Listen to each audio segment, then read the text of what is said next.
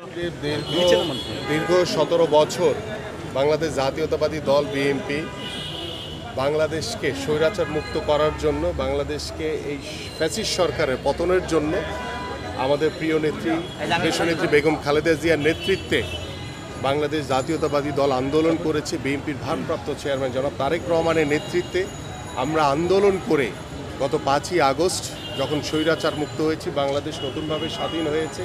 এবং আপনারা জানেন যে আমাদের প্রিয় নেত্রী দেশনেত্রী বেগম খালেদা জিয়াকে এই স্বৈরাচার ফ্যাসিস্ট সরকার মিথ্যা মামলায় অন্তরীণ অবস্থায় প্রায় দীর্ঘ ৭ বছরের উপরে তিনি কারাবরণ করেছেন। এবং তিনি কারাবরণ করা অবস্থায় তিনি মুমূর্ষু অবস্থায় অসুস্থ হয়ে তিনি বারংবার হসপিটালে গিয়ে মৃত্যুর সাথে পাঞ্জা লড়েছেন। এবং আমরা এই ফ্যাসিস্ট সরকার কাছে আমরা বারবার আবেদন করেছিলাম, আমরা পরিবারের কাছ থেকে জিয়া পরিবারের কাছ থেকে আবেদন করা হয়েছিল যে তার চিকিৎসার জন্য বিদেশে যাওয়া দরকার। কিন্তু এই ফ্যাসিস্ট সরকার তার যে ভয়ানক রূপ, যে চরিত্র, সেটি বারবারই প্রকাশ করেছে জাতির সামনে। বাট অবশেষে ৫ই আগস্টের পরে আমাদের প্রিয় নেত্রী দেশনেত্রী বেগম খালেদা জিয়া মুক্ত হয়েছেন। এবং মুক্ত হয়ে আগামীকাল আমাদের সেই যে প্রত্যাশা, তার উন্নত চিকিৎসার জন্য তাকে বিদেশে নিয়ে যাওয়া হচ্ছে। এবং আমরা আশা করি যে এটি আমাদের জন্য অনেক আনন্দের যে তিনি চিকিৎসার জন্য বাইরে যাচ্ছেন, পাশাপাশি আমাদের জন্য বেদনার যে তিনি আমাদের মাঝ থেকে অনেক দূরে চলে যাচ্ছেন।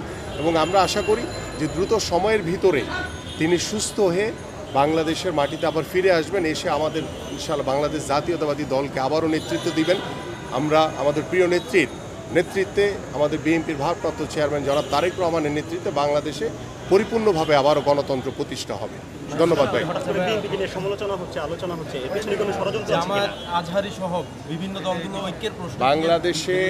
বাংলাদেশের সবচেয়ে জনপ্রিয় দল হচ্ছে বিএনপি।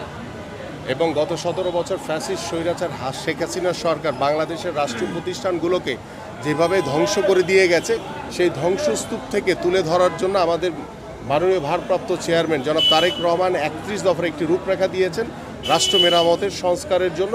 সেই রূপরেখাগুলো নিয়ে আমরা কাজ করছি। এবং বাংলাদেশের সবচেয়ে জনপ্রিয় দল হচ্ছে বিএনপি। সেই বিএনপির জনপ্রিয়তাকে ঈর্ষান্বিত হয়ে একটি ষড়যন্ত্রকারী মহল, একটি কুচক্রী মহল, তারা বিভিন্নভাবে মিথ্যাচার অপপ্রচার করে যাচ্ছে।